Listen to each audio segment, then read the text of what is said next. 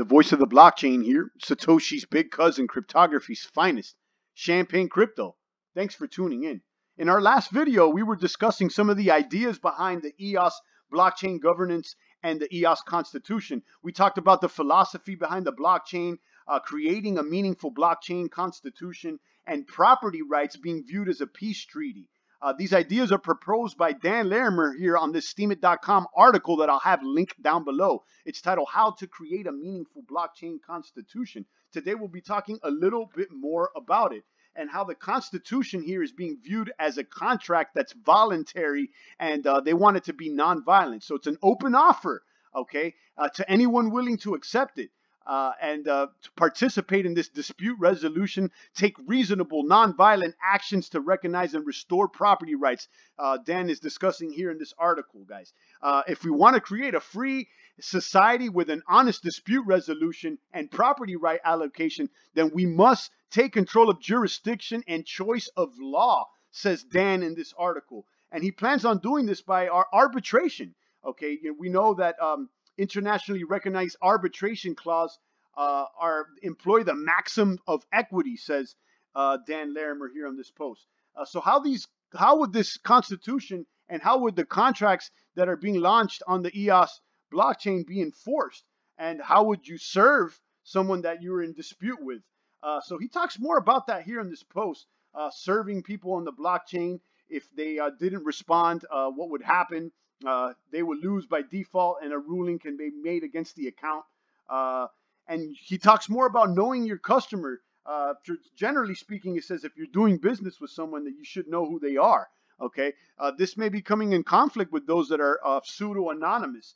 He talks about that as well, pseudo-anonymous dispute resolution, and how the ideal situation in these cases is for accounts to be bonded and insured. That way the identity can be kept private for everyone, from everyone, while still enabling certain guarantees of payments in a dispute.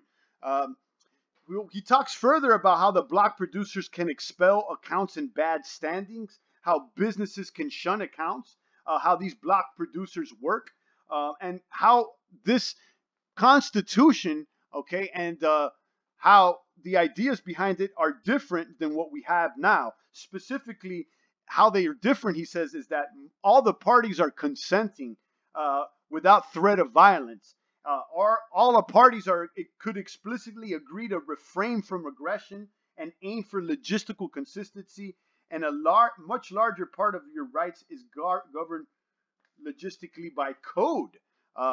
Enforcement is non-violent. One thing that I noticed here is that he says how he talks about the precedent here on the blockchain. Precedent, he calls it a fallacy to appeal to authority. He wants to exclude it and just so he can prevent legislation by judges. So each case could be viewed individually. Okay. What would you like to see in a constitution? He ends on this post. In our next post, we're going to go through the example of the Constitution, how it looks, the articles or whatnot. But this video is to tack on to yesterday's video to talk about more about how they plan on instituting arbitration clauses into this Constitution, how they plan on serving people, and how they plan on dealing with pseudo-anonymous accounts.